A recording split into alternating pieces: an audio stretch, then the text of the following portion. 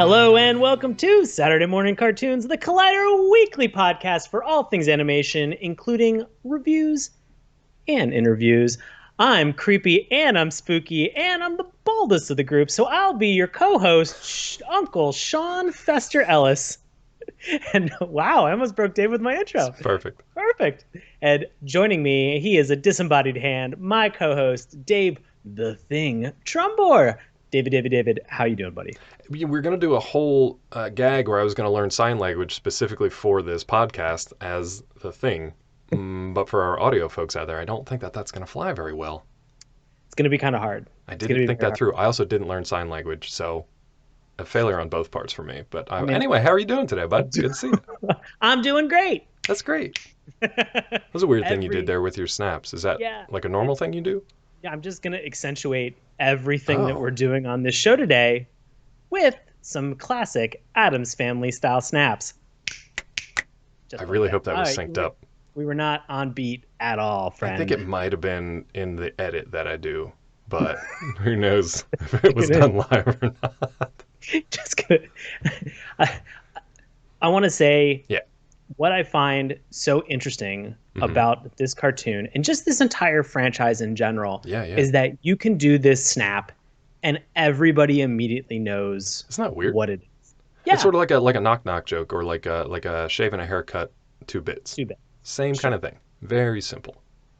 And oddly enough, though, I mean, when you say knock-knock joke, you rarely ever actually physically knock on something to do it. I feel like with Addams Family, the actual snapping is so indicative that, we are getting into weird, spooky territory, and we are in weird, spooky cartoon territory. We are in spooky this month. Yeah, because it's spooky month. Very into We're spooky. original. Very spooky month. We've done a lot of spooky cartoons that we're almost out of them. I feel like they haven't made enough spooky tunes that we're running dry here a little bit. We're going to need some suggestions, I think, for 2021. I mean, which is going to be scary enough as it is. Honestly. I'm looking forward to the recommendations for the simple fact that Dave and I have looked at a lot of spooky cartoons. If you go back Octobers in the past, there have been some real bombs that we have dipped almost immediately. Really bad. Really bad cartoons. Not because you might think, it wasn't spooky enough and Sean and Dave only want spooky. It's just they were bad. They were just bad. Really bad. Yeah. And you would think coming into October, I want spooky tunes. I want spooky cartoons. I want to get excited. I love this time of year. I love a good scare. I love a spooky cartoon.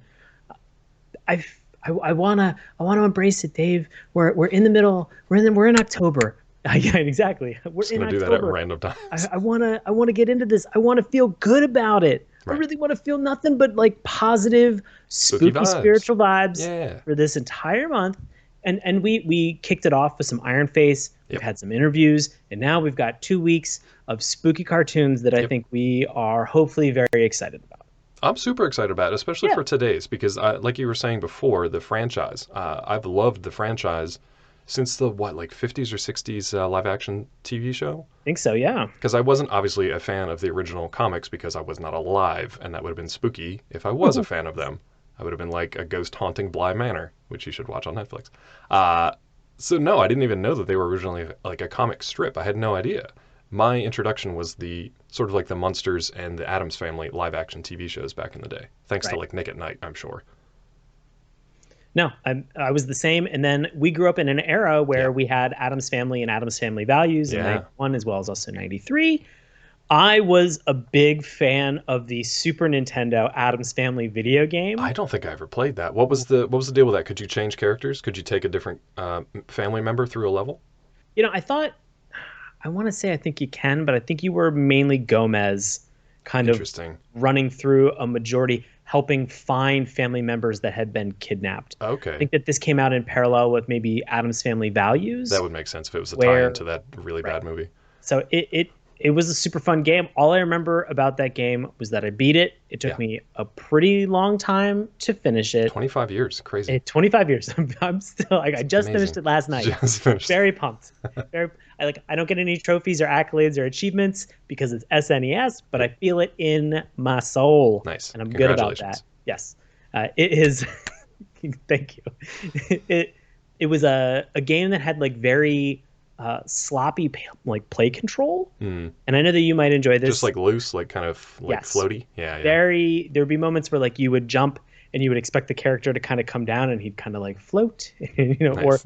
or you would hit to the left and then to the right, and you would think that there would be an immediate turnabout, and the character was like, I'm going to think about it. You told me to do two things. I got to think of it. I don't know which one I want to do first. Yeah, don't get I'm dealing with that in some current modern day games, so it hasn't changed much in 25 years. A tale as old as time.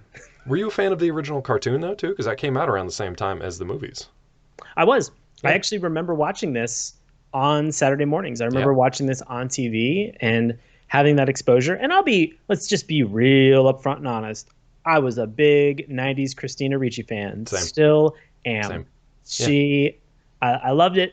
Thought she was great in those movies. Had probably a big crush on her for longer than I want to admit. 100%. 100%. Sean and I are going to fight over her after the stream. Wasn't she also in Casper, though, too? Yeah. She was like the big-eyed leading lady that you would go to for like spooky stuff. Right. Literally just those two things, but sure. It worked. Her career is just Addams Family and Casper. Don't tell her that we said that, but nope. in our hearts and our souls, that's what we're feeling right now. That's what we remember. I got to tell you what, though, Morticia, strong case for Morticia. Now that we're old men, strong case for Morticia being the new crush. I think you're right. Yeah. I'll say this. Being an 80s and 90s kid, watching it at that time frame, you're kind of thinking about your peers. But I agree with you. Now that we've matured a little bit more, we're just like, okay. Yeah. I don't know what I'm saying even going back to the original live action series, just kind of like, yeah, all right. Yeah. I mean, I'm old enough now. But you look at sort of sex icons that we've had throughout, and you look at like Elvira. Exactly. Of course. Yeah. He was just in the new Warner Brothers animation release, Happy Halloween, Scooby-Doo. There you go. Check that out as well. So, just a lot of spooky stuff. Underappreciated maybe at that time because you were a kid and possibly your parents didn't want you to watch it. Probably. Now as an adult, you're like, oh yeah, I see the appeal. I get it. Now let me ask you this though: Addams Family or Munsters? If you had to, you can only keep one franchise: Addams Family or Munsters. I gotta go with Addams Family. Makes sense as the bigger franchise. Yeah. But I think I gravitated more towards the Munsters. I like the classic kind of Universal Monsters take on the Munsters a little bit more, and I think I like the show actually a little bit better back in the day. I mean, I feel like you're putting me in a difficult position. I am on purpose. Make a choice on that, and that's okay. I think I watched a lot of Munsters as well. Yeah. So I think I actually probably watched more of the Munsters at sort of like Nick at Night than I did of the actual Addams Family. Yes. But the movies in the 90s really kind of brought it into focus for me. And the cartoon series, too. And I make the Munsters connection for a reason we'll talk about in a few minutes, because there's a little bit of Munsters crossover here with the Addams Family animated series, I think, anyway, if I remember correctly. But who knows? I like it. I like it. Well, this is our experience about the Addams Family, the cartoon. But let's go a little synopsis of the actual cartoon, because love a synopsis. You know why I love a synopsis? Because I'm going to kick it over to a longtime best friend of the show and listener, Bobby Anthem. Bobby, take it away. In this episode, Morticia is upset that Wednesday and Puglsey prefer to spend their time with their friends or other relatives rather than with her. Morticia decides to become more active in her children's school activities and organizes a scavenger hunt at the Addams residence. Nosy neighbor Normina Normanmeyer sabotages the event to prove that the Addams house isn't safe for children and get Morticia banned from school activities forever. Perfect. Thanks, Bobby. Awesome. Bobby, as always, we have to ask the question, where are we putting Bobby into this cartoon? Ooh. Yeah. I honestly want to know what type of sort of like spooky creature Bobby would like to be. I want him to be an original creature, person, spooky character, because I'll say this, the Addams Family, they're not normal, obviously, but they're also kind of like invulnerable. Like they can't be killed or hurt, apparently. They like really glorify in this weird like pain and torture almost, which we'll get into in a little bit. But it seems like they're like superhuman. Whereas the monsters, they're monsters. Right. But I don't know what the heck the Addams Family is, man. I don't know if they've ever had an origin. So I would like to know if Bobby wants to be in the Addams Family house or if he wants to live with the normals. I mean, that's a good call. I was going to propose that maybe, because I feel like there's so much in terms of the atmosphere for the Addams Family house, I would love if Bobby was almost like the omnipotent voice of the house. Ooh, the house voice is really good. Like just the house, like just providing sort of like the spooky kind of like laughs in the background, or just sort of like the creaks as different things happen. Super intense. I feel that. Man, go back and listen to the synopsis again, but picture a giant house talking to you as you listen to it. And tell me you don't get the spookies. Yeah, tell me you're not getting spooky vibes from that. I'm getting the spookies already. Yeah, get the chills. I love it. Oof. They're multiplying. Are we gonna get into this? Are we gonna go on that song? No, I'm gonna bail on that reference. Immediate cease and desist. Immediate bail. I have a letter right here from our cartoon lawyers that says we're not allowed to talk about that. Just knock it off. Knock it off. Well, let's get into our review of the Addams Family, and just kind of as a very quick reminder, and just to do a little bit of level setting. Dave and I have obviously not had an opportunity to watch all of the Addams Family cartoons. Unfortunately. We can't. It's a time thing. And Dave and I both have commitments. So we make our decision based off of the highest rated episode that is on IMDb, which is Addams Family PTA, coming in with a user rating score of 7.9. Respectable. It's season 1, episode 12. Yep. The show came out in November of 1992. Yep. So we're in between that sweet spot of first movie, not quite second movie yet. So good on them to sort of create like a bridge to think like we're gonna do a second movie, so we might as well do a cartoon. No, I love it, that golden era, and we've kind of seen that recently with Universal and DreamWorks, where they continue to make cartoons based on their sort of like hit movie properties. Right. Sometimes good, sometimes not so good, but at least they continue to do it. Disney kind of gave up on it since the 90s. They don't really do that anymore. They kind of do, but not much. But so Universal and DreamWorks are the new ones that keep the dream of the 90s alive, man. I love it. Yeah. I love it. So we are going to actually talk about the Addams Family based on this one single episode that we have watched. And we're going to talk about it, the good, the bad, and the LOL. Does that sound a whole heck of a lot like a Clint Eastwood spaghetti western? Sure does. You know it. Our cartoon lawyers have already, in fact, said that Mr. Clint Eastwood is 100% on board with that assertion. So he signed off on it. Cool. We're fine. He also said, and I don't really know what that has to do with anything, but... I introduced it into the episode, and it's coming back to haunt me, and I'm happy about it. I've already crushed the rule of 3 by like 2 times over, I think.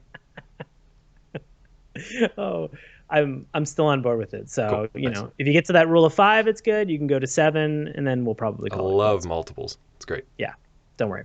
So we're going to talk about the good about the show. We're going to talk about what we liked, what we enjoyed, what worked for us. We're also going to talk about the bad. What didn't work for us, what didn't resonate, things that we kind of identified in the cartoon, and we'll talk about it a little bit more. Yep. But that's going to obviously lead into the LOL, which is going to be about what made us laugh, whether it was intentional or unintentional. I feel like there's a couple things that are going to be in this cartoon, so excited about that. Yeah. All of this is sort of in the compliment sandwich style of understanding, knowing that a lot of time, energy, money, especially money, went into making these cartoons. There's a lot of wonderful people that we have that are behind the scenes. If you have a difference of opinion, we ask you to reach out, either recommend a cartoon or recommend an episode of this cartoon. If you recommend an episode, if we say that we didn't like this show, we'll go back and we'll watch it. We'll give legitimate attention to that. Yeah, give it a second chance. Why not? So that being said, Dave, we're going to get into the good. Nice. So how are you feeling about the Addams Family? I'm feeling great. It's a great way to start off, like we started off this conversation today, about how well-known the franchise is, and everybody kind of knows the song, and everybody knows the snaps, and that's how the cartoon starts, wisely. They didn't try to weirdly, cram in a bunch of extreme 90s stuff into the cartoon. That would have been very strange. Right from the outset with the theme song and the intro, you can tell that they're keeping the spirit of the original in mind. I feel like you got something to say there. Could you imagine an X-Men the animated series style, just metal song leading into this? It wouldn't work. It wouldn't work. They could try it, and luckily they didn't do that in the movies either. They've kind of kept it, for the most part, everything feels like it's kind of stuck in the 50s, for better or worse. The Addams Family hasn't really aged out of the sitcom that they originally started in, or even the comics that they originally started in as well. So they've always kind of stayed encapsulated there, and it kind of makes sense. It works for them because they're supposed to be ooky kooky, a little off, a little weird. So even if the world around them sort of became more contemporary, I like that even in the cartoon and the movies themselves, they kind of kept them old-fashioned and disturbing, and I liked it. Yeah, I agree. What do you think of the animation of the intro, though? Because we usually lump it into like, a clip show, dedicated animation, or some other thing entirely. I mean, correct me if I'm wrong, but it was a clip, right? They were I couldn't tell if it was a clip. It looked like a bunch of different clips put together, but it was in like a sequence because they were showing the family kind of go around the house, and then, the normal neighbors kind of get pulled in by Lurch. They're outside like protesting against the Addams Family, and Lurch pulls them in and kind of puts them through this like torture chamber throughout the entire house. It felt like it could have been pulled from an episode, but it also felt like it could have just been made for the intro. So I don't know. And that's like one of those rare instances where we watch this and we make that distinction of, is it recycled or is it dedicated animation? And I feel like without watching more, I would almost have to say I wonder if this is recycled. But I would say the other way. I would say dedicated. I think it might be actually dedicated, okay, just cool. because you think with the timing sequence that they have for the song and how they put that together, and the snaps and everything. Yeah, with the snaps, you would think that it actually is dedicated animation, and that I think always lands as a hallmark of the studio saying, we have confidence that this show is going to go on for a while. We're excited about it. Sometimes you watch cartoons where the entire intro is just recycled, kind of rehashed Whatever from we that have first laying episode. on the floor. Exactly. Yeah. And it's okay. It's fine. You always want it to be more exciting and more successful. That introduction, that theme song is your bridge for your childlike mind into that world of wonder. And if you miss that, if you don't have it, you're kind of like, ah.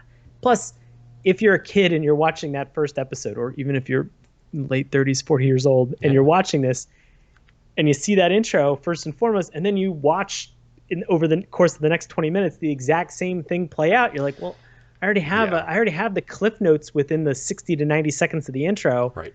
Why am I watching this crap? Right. But also I like that it tells a little bit of a story there in the intro too, because the Addams Family, even if it's your first introduction to it, you quickly learn like, oh, the Addams Family is these weirdos who live in this weird house and they're kooky and creepy and spooky.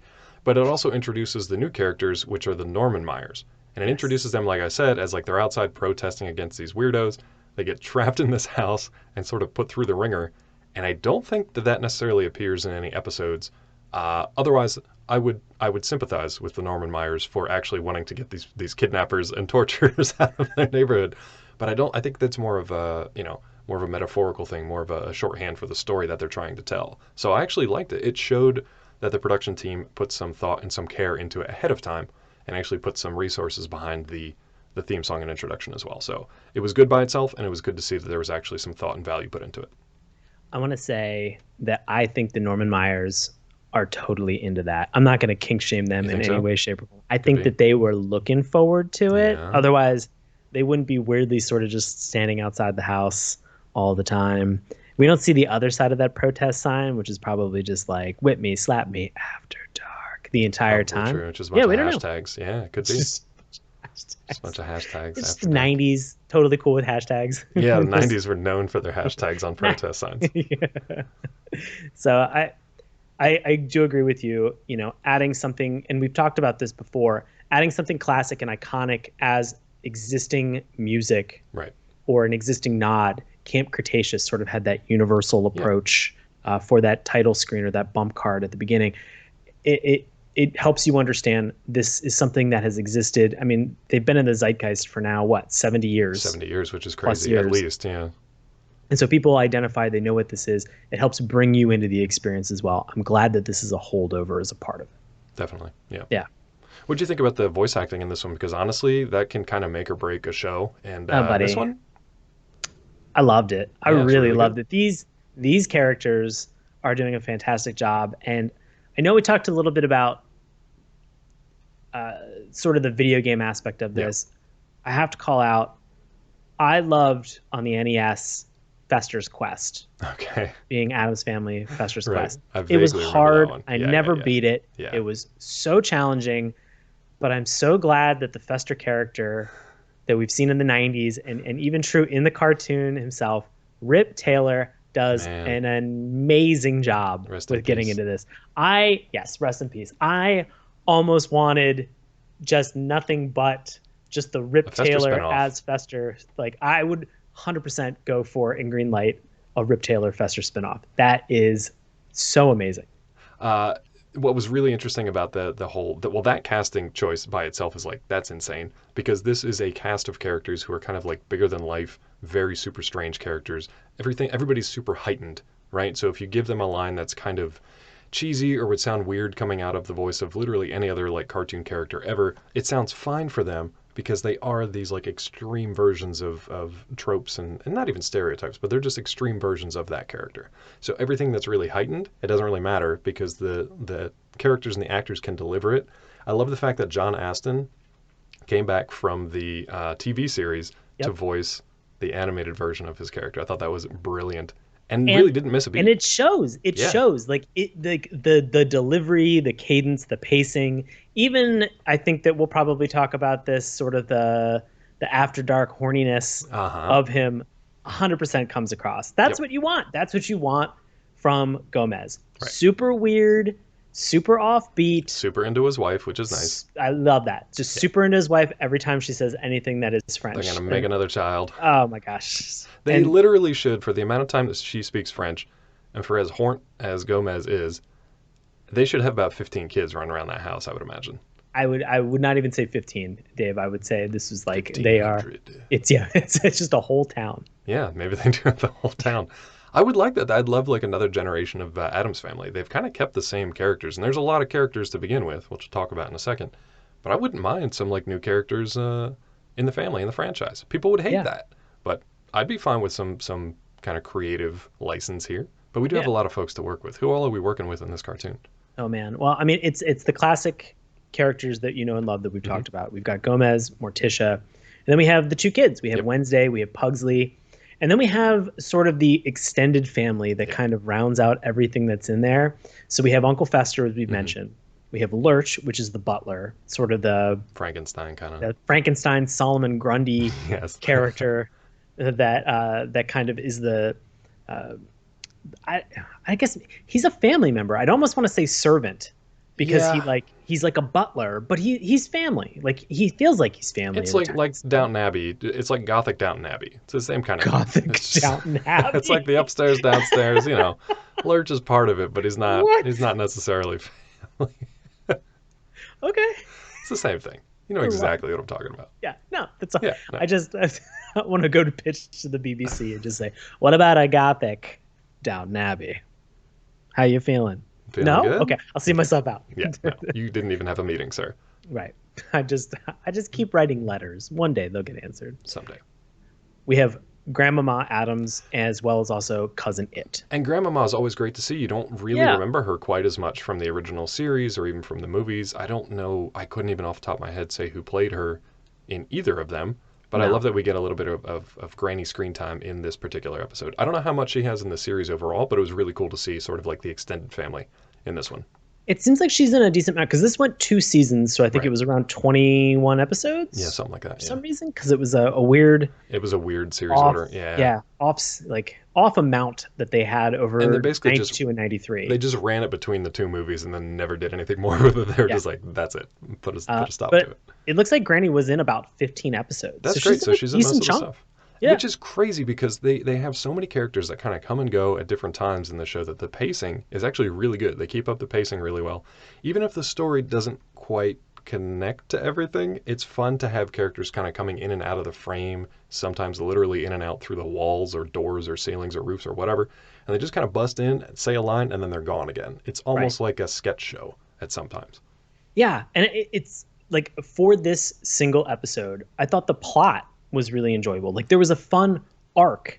It took a while to get going, I thought, but yeah. It took a little while. Like, you know, they really kind of took a long time at the beginning to just sort of set the stage and allow Morticia to kind of marinate in sort of not having this connection with Wednesday and to kind of drive the plot of the episode. And then once it got going, it was like, okay, this is fun, you know. And there's a lot of little non sequiturs that they have that are in between, which This kind of brings me, I want before I kind of get into, let's say, maybe the writing and the jokes that they have for this, anything else that you were like, this worked for me? Because I think this is going to be, my final point is going to be a good that leads into bad. Okay, cool. I will say, yeah, I enjoyed the story they came up with, even if I don't necessarily think it connected as well as it could have, which is not that big of a deal. I like the jokes. Most of them I'll say for LOLs. Some of them worked, some of them didn't. Yeah. But they threw enough at you that it was a quantity over quality kind of thing. That's what felt like that sketch comedy feel to me. You know, It was just kind of like, here's 5 jokes, and if 2 of them land, awesome, we're having a great day. Bam, bam, bam, bam, and bam. It's just like, bam, if that last one fell flat, doesn't matter, because we're already on to the next one, so it's no big deal. Somebody's going to laugh eventually. But I really like the sight gags that they had. They had a lot of kind of like visual sight gags that weren't part of the story. They weren't part of the dialogue. They weren't part of anything except the environment that was happening. And you can have a lot of fun with an Addams Family house with the characters when you get to do stuff like that. Like the fact that the first time you see Puglsey, he's strapped down to a stretcher being pulled out of a school bus. And he's talking like it's a normal day, like he just walked off like a normal kid. Or you'll have the Thing is clipping his nails and washing his hand, because he's only a hand, in a bowl of water, and then right behind him on the table are just mountains of fingernail clippings. That tied into a gag, but I love that they just pulled back and then went and just saw these mountains of clippings. Or you'll have like a cobra that's just coiling its way around a banister for no apparent reason. It's just little sight gags. I really thought there was going to be a payoff. Really thought there was a payoff. But to me, that was the payoff. It was just kind of like, there's a bunch of weird crap in this house, and there's another one. And I did like that the animation of it directed you like to look this way, which is where the action of the scene was happening. Right. So little stuff like that, just the attention to detail, the little jokes that the board artists and stuff got to work in, and the fact that they kind of like linger on them for a little bit and actually let you see them was a lot of fun. Right. Yeah. And I agree. The attention to detail, the fact that the home itself looked lived in. Yeah. It was very visually very dense in terms of what was there, and very detailed. Yeah. I agree with you about everything that you mentioned about the jokes and the writing. I will say that when the jokes landed, they landed, and I laughed, and we'll get to them in the LOL. Yeah. But when they didn't land, oof. Spooky. And crickets. To your point, and this kind of transitions for me into sort of the bad. Sure. Is that, you're right. You didn't have to wait very long for them to kind of roll on to something else, except in the beginning of the episode where we were kind of building some of the rationale for why Morticia was a little bit upset, why she was a little bit, kind of depressed about this. Now, some of them were very fun. Some of them were super, super fun. Yeah. But, even the ship joke that they made where there's this whole thing that I thought was a very fun idea, where they're just like, we're going to play no puck hockey, like street hockey outside. Right. And they're like, okay, well, what are you going to use? Like, how are you going to use for a puck? Yeah. Yeah. And Fester's just like, it's going to be me. Like, he's like, it's me. I'm the puck. He's super excited about it. A couple minutes later, they come back in and they're just like, oh man, we hit the puck and it went down into the sewer. It's probably halfway out to the sea by now. And they're like, I thought that you didn't have a puck. And they're like, you're right. It was Fester. He's probably like, all the way out to the ocean at this point. And they say something like Lurch has a heck of a slap shot or something like that. Right. So it's like Lurch just like launched Fester yeah. with a hockey stick, which is a fun visual you never get to see. Exactly. Yeah. So like we talk, and I know that we have talked a lot lately about the idea of having dialogue that immediately precedes an action. Right. So like you'll say, hey, I'm going to go open that door. And then you go and you open that door and you're like, just show it. Don't tell me. Right. I don't need both. Like it's you don't say to anybody like, hey, Dave, let's record a podcast. We're recording a podcast. Here we are. It's like, it's so boring to see and hear that happen simultaneously that it's frustrating. Yeah. And I'm glad that in some cases, this cartoon is able to paint visually with the language that they use. Yeah, I think that is nuts. It's nuts. It's a weird. And I'm sure that probably some of these things, like in terms of standards and practices, they're like, you cannot show some of these things. Like, and that's the cool thing that they can get around that with, like, entendres or kind of like veiled metaphors. Like the adult characters and even the kids, they can say that as long as they're not showing a bunch of stuff, and as long as they're saying it in a way that's just kind of like, aha, like the adults will get it, and the kids will take a little while to pick up on it. But I enjoyed that too. Yeah. Sometimes. But then, like that finishing joke that they have where Fester kind of comes through the house and he's like, whoa, those Navy boys, they got a heck of a... And you're just like, oh, I get it. I get how this is lining up, but they almost linger on that for like too long, It and was I'm like, weird. I don't know. I'll be honest, I think that was one of my LOLs because That's okay. it was so random and just out of left field that it made me laugh just Yeah. because I liked his non sequiturs. He was kind of the Charlie wild card of the group. If Yeah. everybody else was like roughly following the story with a couple like weird things that they did here or there, he was the one who was like training a wildcat off screen and getting like shredded to pieces and loving every minute of it. Or he was the one playing with the Navy boys and they shot him out of a cannon, I'm assuming, on the back of an anchor and just like shot him into the house. I have no idea. Right. All But that I kind of random stuff. but I love that because like Yeah. where Fester comes out and he says like, hey, like let's train this kitty, and then you find out that this kitty is a much larger cat Yes. than you'd imagine. But every time he comes back on screen, and these happen like within the course of like 60 seconds, like he's progressively more damaged. But he and loves scraped it. up. He loves loves it. every He's minute totally of it. There's into even a moment where like Morticia says, Fester, all you have left is your helmet to like protect you essentially. And I he's love just like, that. great point. Hold my helmet. And he just like gives it to her and then he just dives back in and gets mauled again. And you can just hear him cackling with glee in the background. There's some relatively risque stuff too, which I think I'll save for my LOLs. Right. And I think the faster the jokes are in Yes. this show, I think the better. Yes. If it's something that like is spanned out over a period of time, it just feels a little random at that point, which is not bad. I'm nitpicking right now. If you're really curious and you're like, Sean, you're really giving this a tough time. Yeah, I mean, welcome We're to just padding out the bad welcome to the section. show. I will say that because of how dense some of the jokes are and how quickly they move, this was a 22 minute episode that we watched. There are moments of this that felt like it was a 45-minute show. Is that a good thing or a bad thing? I don't know. Interesting. It was like there were points where I was like, the child part of me that would have watched this in the 90s was like, oh, of course, I always want to make a cartoon feel like it's longer than it really is because that you means got a lot more more cartoon content out of it. Yeah. But the adult side of me, this is like a frosted mini wheat, like the wheat versus like the frosted side. Like the adult side of me is just like, hey, I got a lot to do today. Let's pick this up.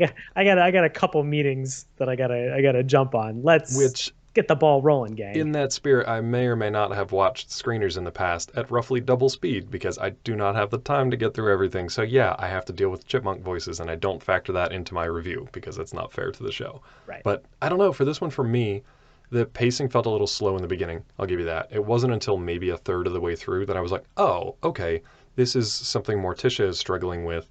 Gomez even comes in at one point and he's like, Tish, are you depressed? Because she had painted like this beautiful painting of like this like bright, sunny countryside kind of visage and it's all bright watercolors or whatever. And he's like, oh my God, that horrible thing. Are you feeling okay?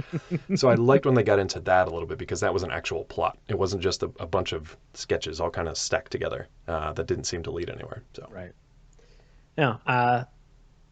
So I think enough about sort of the jokes and the timing of everything. Yeah.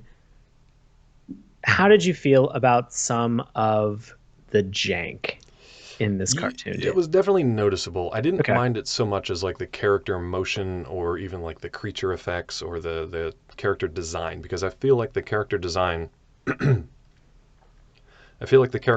was actually pretty beholden to the original comics. Okay. So like Wednesday, I don't know if you can see her on here. I don't think I have her on here. Yeah, she's kind of like over here. Nope. No, wrong side. There you go. You got it. Dang camera. That's her little head right there. Anyway, they were kind of similar in design to the comics, so I like that they kept that. And they kind of did some of their own stuff, but they kept a lot of the similar designs. But just the basic production stuff of like timing of vocals to like mouth flaps, pretty janky. They didn't really focus too much on that. Everything else I thought was pretty solid for like an early 90s, very obviously traditionally hand-drawn cartoon. It didn't bother me too much, but there was some noticeable like desync in the voices. Yeah, I would agree. Yeah. Anything else for you in the bad? I think we've got the same last note, I think, for the bad here. Some boundary pushing stuff, I guess, maybe for the time, we'll say, with the jokes. And it's kids and adults alike. What's always kind of weirded me out about the Addams Family is how, and again, not to like kink shame, but when you're a kid and you're watching this stuff, you're just kind of like, what is happening? Why are they so silly? Because they just kind of love pain and torture and sort of self-mutilation. And it's funny in a sense of like, you know, Wednesday putting her brother in a giant like steam press and him volunteering to do that. And Morticia just looking at them, just saying like, oh, the kids are playing together again. They'll be ready. You know, kids, 5 more minutes and then dinner. That's always been the shtick. That's always been the joke with the Addams Family is like they're going to do these wild and like bizarre things because that's what they do. But they're also apparently like impervious to any of it. They're not going to be hurt by any of it. So it's a little strange to see that in a kid's cartoon. It's funny because it definitely, I'm only saying that it's bad with the regard that when I was a kid, I don't think I would have gotten everything. No. You know, and maybe these were kind of subtle or things that were seeded for the parents as they were watching with the kid to kind of be like, vaudeville. It feels a little like way dramatic, way over the top, but you get to say some bawdy and some kind of like risque things. It just, the butting up against that in a, it was one thing in like the 50s or 60s series when it was butting up against like counterculture stuff. Right. So it was like the culture of this show. It was very kind of classic sitcom look, but it was weird and kooky and you know, push the boundaries a little bit there. The same kind of thing with the cartoon, where it's just kind of like that vaudevillian kind of like feel to it, where the jokes are just like so over the top and ridiculous, but they're also saying some stuff that you're like, I'm surprised I got away with that. And it's funny to watch it now, you know, gosh, almost like 27 almost years 30, later. Yeah, 28 years later. Yeah. And be like, I'm enjoying these jokes, but these would not have landed for me when I was a kid. And they're fun, which is kind of leading me into the LOL portion of this. And you know, all the kink jokes and all the things that are in here, these are fun. These are silly, but for the right audience. Yes. And I know that I said maybe these would be funny if you watch these with a parent in the 90s. I can 100% say it. My parents did not watch these cartoons with me, like in any way, shape, or form. No, definitely not. I would have been. I would have had questions. Yeah, I would have had questions. There would have been a conversation. I mean, I have questions right now, like why was Puglsey? We'll get into it in the LOL. Okay. Well, I think we're there, so bring us into it. Why is Puglsey? Yeah. Sure. So one of the first things you see is Wednesday and Puglsey come off of the school bus, and Wednesday walks off like normal to meet Morticia. She's waiting for them at the sidewalk. Puglsey, she kind of like wheels him out strapped to a stretcher, and he's tied down. But like I said, he's just talking to her like it was a normal day. And then one of their like normal friends, literally the kid who lives with the Norman Meyer normal family next door, comes out with them. And it's just, they're just having a conversation like any normal kids would on any given day. Nobody's really asking questions or paying attention to the fact that Puglsey is strapped down to a stretcher. Like, oh my God, are you okay? Or what happened to you? Or how did you get yourself in this predicament? Anything. No questions. He kind of volunteers it himself, though, by saying some creepy stuff. Essentially that, like, he was on the bus, the bus driver came and strapped him down, and the only thing he didn't do was put a gag in his mouth. Right. And I was kind of waiting, like, was that it? Was that the whole joke? Because it was just kind of like, ooh, where are we going with this? Are we just being silly right now? Is it because he's such a bad kid that he has to be, like, restrained with a stretcher on the bus? Or are we doing something else that I don't understand here, even as a 37-year-old man? Yeah.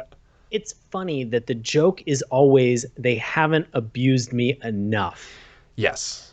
That's the continued punchline. That's the shtick that we're working with, exactly. It's like, oh, I did this thing, but I didn't get hurt enough. But as you've mentioned, they're also indestructible or impervious to any of this in the first place. And they enjoy all that, yeah. Right. So, I mean, again, like whatever you're into, it just seems like they could never get enough of the S&M that they wanted. Right. And so they would always sort of, I almost kind of feel bad for the character because they would always be left unfulfilled at that point. Right. So whether you're being mauled by a giant cat or launched through the air by Navy boys tied to an anchor is never quite enough. Or going through quite the scene with the man-eating plant there at the end. Fester's got some great lines, man. Yes, he does. Fester's got some great lines. I know that you've written a bunch of them down, so I'm excited to kind of get into them. They're pretty good. I want to know, and this maybe this was like an LOL / question mark? Question, like yes. WTF? Yeah. Yeah. The Norman Myers. Yeah. The dad, we don't see him in this episode. We see the mom and we see the son. Right. The dad is always doing something underwear related. And I want to I guess maybe contend that this is a sign of the times in terms of the 90s being like, oh, it's underwear. Like we're like kind of pre-poop humor in that era, or like poop humor was next, but they're like, we're too sophisticated for poop humor. Make it underwear humor. Maybe. But the dad is always making a lawn chair like into the shape of underwear, or he's making a mural in the house that's of underwear. Makes no sense. Just, again, whatever you're into, man. Sure. I get it. But these are supposed to be the normals, remember? Yeah, right. And that's the point. Yeah. It doesn't seem normal that this dad is so obsessed. Like, if this is your control, yeah, and all he does is just like, well, I make and I manufacture underwear art, and be like, okay, I have questions. Sure. That doesn't seem maybe as normal as I would think it would be. Sure, like in the broad spectrum of things, maybe not where I'd land on the normal scale. Right. But I think that that's part of like the humor they're trying to get across, and part of the kind of like social commentary too, where it's like this one particular group of people has decided that they alone have the definition of what's normal, what's acceptable. And the Addams family comes in and they are clearly not confined in that little box. So they're really mad about it, and they try to do anything that they can to get rid of this family, to get people to turn against them, to make them look as abnormal as they are, even to the extent of like doing some pretty dastardly and insane things themselves, beyond making like lawn furniture out of underwear. Like that's just like kind of passively weird and like harmless. But, turning a plant into a giant monster to attack kids just to get Morticia to be kicked off the PTA kind of thing is just like, that's pretty devious. Maybe you're actually the bad person. I think actually she is the villain in a majority of this show. Yeah. At least in this one episode, she definitely is. The thing that is a challenge is that we hear about the Norman Meyer's dad doing this weird stuff, but it's a tell and never a show. Right. Which is like, in some cases, it follows suit with what this show presents, but it's one of those things where it is, in some cases, the weirdest, or as we're talking about it now, it's the most bizarre thing that happens in a show that's full of bizarre crap. Yeah. And you never see it. So I wanna almost see it like that. I don't feel good about it, Dave. Well, one thing I do feel good about is we do get to see Norman, I guess that's his name, Norman Meyer. Yeah. In the intro sequence, when they are protesting, they knock on the door, Lurch opens the door, and they kind of are like, what the? And then he scoops them both up. That cracked me up, because he was just like, coming with me, and just took them into the house. So that's the only time Sean and I, actually got to see the father was in the intro sequence, and that was about it. And then he's gone after that, but it made me laugh. I know we talked a little bit about sort of the like the plant growth formula and everything that's in there. That was very enjoyable. It was super fun to see that. That was kind of very humorous. Well, it was also weird, too, because they said that it was Fester's formula. So it goes back to him as like a tinkerer, as an inventor, as this like mad scientist, obviously played by Christopher Lloyd. And I can't remember the fellow who played him on the live action series, but fantastically well done on both accounts. And, like we said, Rip Taylor in this show, completely insane. He has the most insane things to do, and he delivers the best lines because they come out of left field, sometimes crashing through a wall, and then he's gone again, and it's just kind of like that crazy Uncle Fester. So any of the stuff that he does is really fun, but I like that nod to him as like a weird tinkerer, inventor, mad scientist kind of thing. Right. No, that's absolutely fun. Yeah. What was also very fun for me is when they get to the school and there's this series of mishaps where Morticia is attempting to help out in her own particular way. The living Jello mold coming out of the cafeteria. I don't know what it is about being reminded that we all probably ate at a cafeteria at some point for years upon years when we were in school. It was all garbage. And it was probably all garbage. And straight garbage. Just to see a weird Jello mold monster, and the kids were excited about it. The kids were chasing after it, not the other way around. Like excited about it. Like it was very like. Imagine a monster just being like, "Oh no, I don't want to get eaten by these kids." Oh no, a bunch of kids, exactly. Yeah. Just the weird juxtaposition just made me laugh. Well, and I like that too because it was a flip from what happened just a few moments earlier, where Morticia brought a pet from the Addams Family Mansion in for show and tell, and that pet's name was Snappy. Yep. And it was a giant like crocodile that was probably fine, but all the kids, rightly so, freaked out and ran out of the room. But then they also were chasing the Jello mold monster later on, so it was a nice kind of 1-2 punch. And I like it again because again, it's weird stuff. Morticia doesn't really understand like why the kids didn't like this. Puglsey loved it. Wednesday would have loved it. Yeah. But it doesn't work for the rest of the other kids, and definitely the parents and the principal too. They have a bit of an issue with it, but yeah. Yeah. They do a lot in this episode, even with just sort of like, and I'm not, this isn't like a weird like pun or anything, like the actual heart that the characters have. Like Morticia really wanted to get more invested in her kids' lives and really wanted to contribute. And I love, again, you know, I kind of said this during the good portion of this, like the plot of this, you know, with just, she's making the attempt. Right. She's out there, she's making the attempt. She's doing her own thing. She gets to a point in this school portion, like in the middle of the episode, where it's just not working out. The school doesn't get how weird it is, but we can see that the kids are excited. They love it about some of this weirdness. Right. So that when we go to this actual scavenger hunt at the end, which is where I think a majority of my LOLs came from in the episode, are just, again, like these sight gags, these things that are very quick and snappy. You know, seeing a cousin It with a shower cap and then saying like, oh, you can keep the dandruff inside of it. Like, and like, ooh, that's on my list. Yeah. Yeah. And the kid calling back to it. And he's like, where am I going to get all this dandruff from? It's like, oh, why would you? One, how much? And no, get rid of it. But I love the kids that are like super excited to get all this stuff on the list and to run through this house, which is like a house of horrors, but also a fun house at the same time. Right. And it shows, again, then the fact that Morticia is trying all these things. The parents don't get it, but then the kids are slowly accepting. Yeah. And then at the end, just sort of that final conclusion, you know, where they're happy and that they have that opportunity to kind of bond a little bit more with Morticia. So I loved that. I really did enjoy that. I have one, I think, final LOL. Okay, what you got? What else do you have? Well, first we get to see Lurch as dressed as Elvis randomly.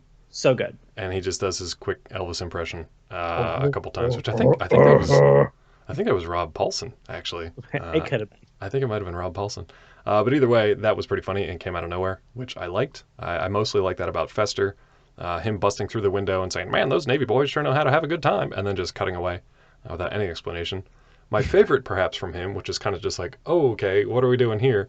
He gets kind of wrapped up in this giant vine plant at the end of it, and he's super excited to be wrapped up in this giant vine with like pointy tentacles and stuff, or pointy thorns, rather.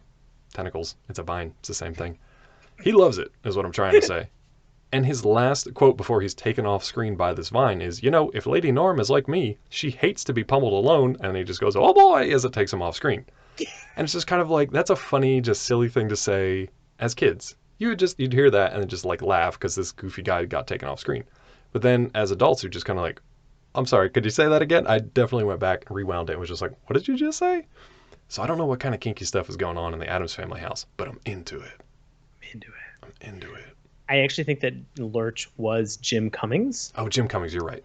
Yeah. Rob Paulson was in the show, but it was not Lurch. It was Jim Cummings. I think he was just like additional voices or something else that was there. Oh, and he was actually Mr. Normanmeyer. Yes. Which we didn't get to hear him in this episode, but yeah.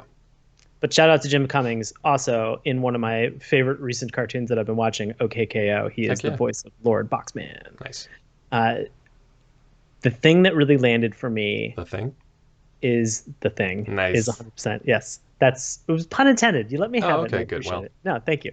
The thing that landed for me was actually, in fact, The Thing, and how they were able to convey so much with a nonverbal character. Exactly. And again, bring in what you talked about, Dave, those sight gags. Right. But it was reinforcing fun activities. So if the kids were going to do something that required like a hat and like a hockey stick, or like a helmet and a hockey stick, Morticia would kind of look. Yeah, Morticia would sort of look at Thing and just say, well, I guess it's just you and me. And then he would like jump off screen in that like sort of like cloud of smoke and then come back kind of strolling through. Yeah. But he's got like a hockey stick and a jersey on. Or like his little safari hat and a fishing or a training thing. Yeah.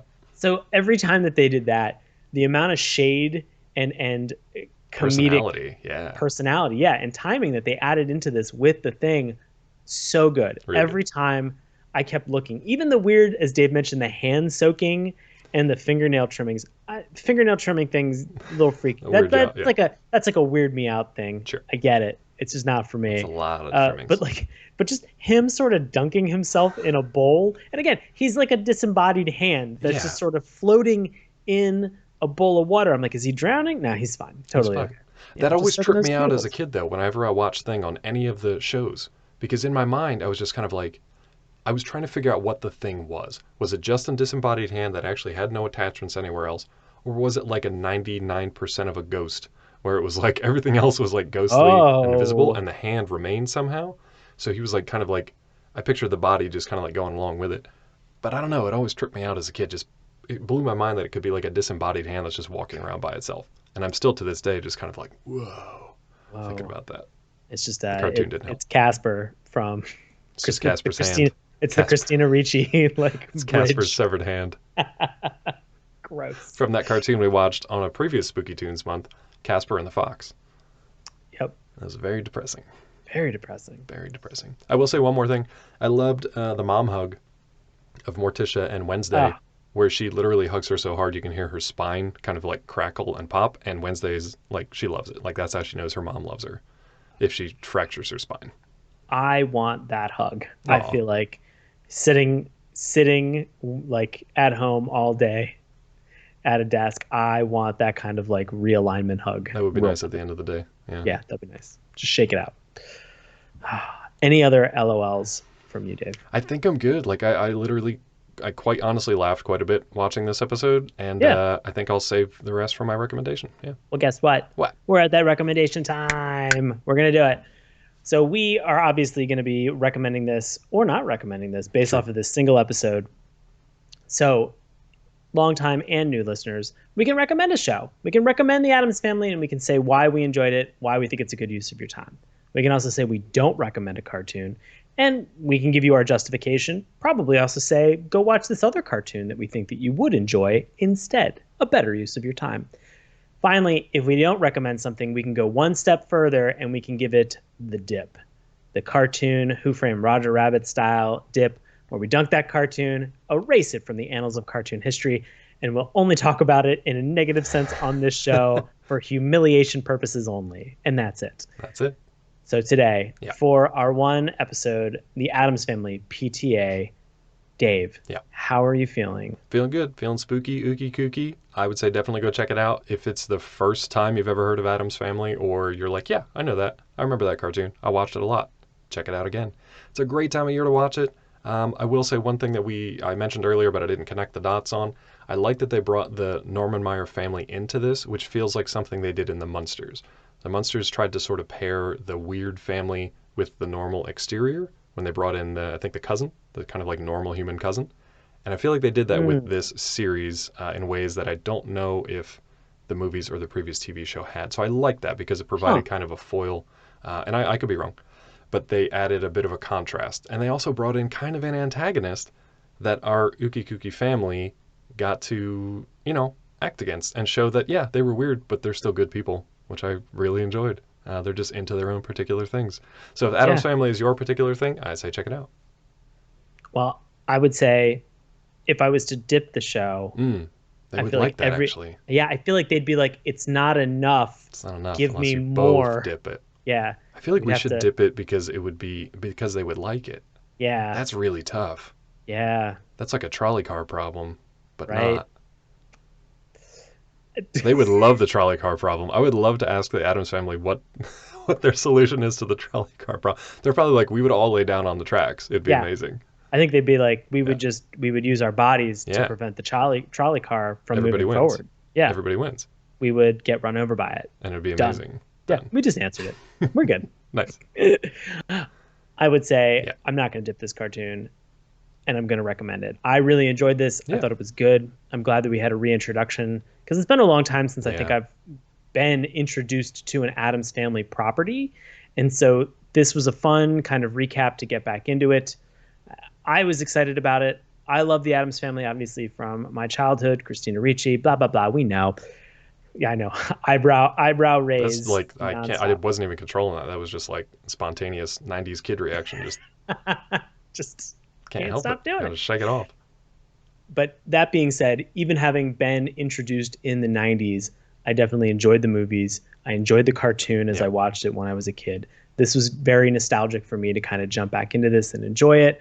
I am even now excited about the Addams Family animated movie. Yeah. That is available to even go check that out on and Amazon sequel Prime. Coming out next year sometime. So we'll see. We haven't revisited that one. Maybe we'll do that on the show. Yeah. We'll see. So I think being able to check this out, it's iconic. There's a reason that this property has been around for 70 plus years in the zeitgeist. You're at the best time of the year to be able to get back into it and check it out. Give it a shot. Do it. Will say, though, I think it was a little bit hard to find. I was just about to say, if you can find it, do it. Yeah. You may have to buy it somewhere. Right. Good luck streaming it. Yeah. Otherwise, you can be on a site with tons of pop-ups. You'll be fine. Those are fun to play. No, they're not. Play those fun pop-up games. It's Don't neat. click on them. It's fun for everyone. Click everything and send it to Sean. Oh my gosh, don't send anything to me. Don't. I only want good stuff. I only want good stuff sent to me. I only send you the best. You only the best stuff. I only want good stuff right now. Yeah. Speaking of good stuff, yeah, you heard him on this episode. Our friend Bobby Anthem.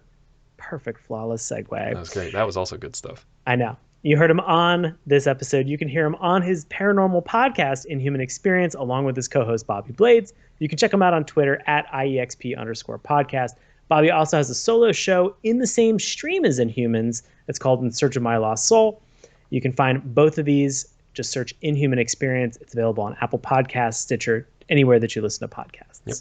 Dave, what do you got going on between shattering records on Kickstarter? I don't know if we actually did that, but we'll say, yeah, we did. Guess what? Or else you can hear Bobby Anthem.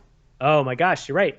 You can hear Bobby Anthem if you go check out, as we talked about earlier this month in our first October episode, Iron Face. He is the voice of Iron Face in the Kickstarter original animation that has been created, that we can actually show as a part of an episode because we own it. We won't get in trouble. So yeah, definitely go check that out. You've got a few days left, roughly about a week by the time you hear this, the Iron Face Kickstarter. So feel free to check that out. Listen in for Bobby's voice. As for me, I'm still the editor for Games section over at Collider.com. I'm a Twitch affiliate, apparently. Twitch at Dr. Claw MD. And you can also find me on Twitter at Dr. Claw MD. And I'm also the co-author of The Science of Breaking Bad from MIT Press. Available on Amazon or wherever books are sold. What about you, bud? What's new with you? And as always, I do live improv comedy with a group that's called Nox. That's NOX ! We perform with Washington Improv Theater. We are still doing shows every once in a while. They're all online, so you can stream them from the comfort of your own home, in a bathtub, in a spooky place. Ooh, spooky bathtub. Spooky haunted bathtub. You can find tickets and times witdc.org. As always, I'm on Twitter and Instagram at Sean Paul Ellis. Always. I really should not be. I really should just take a detox for a little while. But those of you who have reached out to me have been very kind, and I love having those interactions. So thank you very much. That is the opposite of some of our YouTube comments. That's the exact opposite. Most of our YouTube comments are great. There's a few far between who are not listening to the show and being nice. The rest of you are great. Yeah. Brandon, you're great. Brandon, you're great. You can also listen to my comedy podcast. We have just, actually, I think at the time that this is coming out, we're almost done with the third season. Nice. The final episode of the third season will be released on Halloween. It's The Bureau. Is it spooky? It's I think the final one is a little bit spooky, but I mean, it's always semi-spooky because we're four people who work for the FBI, which is spooky in and of itself. It's a comedic improvised podcast of answering the question that nobody asked. What would it be like if four dum-dums worked for the FBI and did a podcast about their everyday life? Sure. This season was particularly fun because we brought in guests that we've had on this show, like Melanie Harker was a guest this season, but I do the show with guests of SMC, such as Isabel Galbraith, as well as also Jamal Newman and our friend Jesse Chimes. New episodes are being released weekly. Should wrap up at the end of the year. We'll talk about season 4 in the new year. And then 2 more seasons and 1 movie, and you'll be good to go. Yeah, right. Then we're done. then we're podcasts rolling in the dough. That's right. For this show. Yeah. Want to support us? Oh my gosh, you're the nicest person. Thank you. You've got 2 things that you can do. You can go check out our Patreon. Search Saturday Morning Cartoons. Just remember, Morning with You. Also, during this month, go check out our Kickstarter. Yeah. Go check out Iron Face. Support us over there. If you can't do either of those, we get it. Totally understand. Totally Just tell a friend. Yeah. Tell a friend. Why tell a friend? Because we don't understand how Apple iTunes works in terms of recommendations and reviewing us. And guess what? We'd rather you tell a friend that you know and that you like, and you're like, hey, this is a fun show. You'd enjoy it as well. Tell an enemy. Appreciate it. Doesn't really Tell matter. an enemy. Tell somebody. Tell a frenemy. Tell a stranger Don't on the care. street. I've been screaming into bottles and just throwing them across the street. Yeah. Just saying, listen to the show, and then I toss it. That's how it works. Fun. Message in a bottle. We're going to write a song about it. Oh, God. Want to communicate with us? Slide into our DMs on Twitter, @MorningToons on Twitter. Remember, Morning with You. Check us out on Instagram and Facebook @Saturday Morning Cartoons. Drop us an old-fashioned email, SaturdayMorningCartoons@gmail.com. You can find all these links and more, including all the shows that we've watched, how to make a recommendation, how to call us and make a recommendation, because then your audio gets featured in the actual episode. That's right. It's in the link tree that's in the bio for all of our social media sites. And as always, you can listen to us on YouTube, Apple Podcasts, iTunes, Stitcher, Google Play, Spotify, anywhere fine podcasts are sold. Thank you very much. Dave and I are going to sync this up right now because it's the end. We're done. That's it. Nice. Thank you guys so much for listening, and we'll talk to you next week. Bye. Hey, everybody. Thanks a lot for listening to Saturday Morning Cartoons.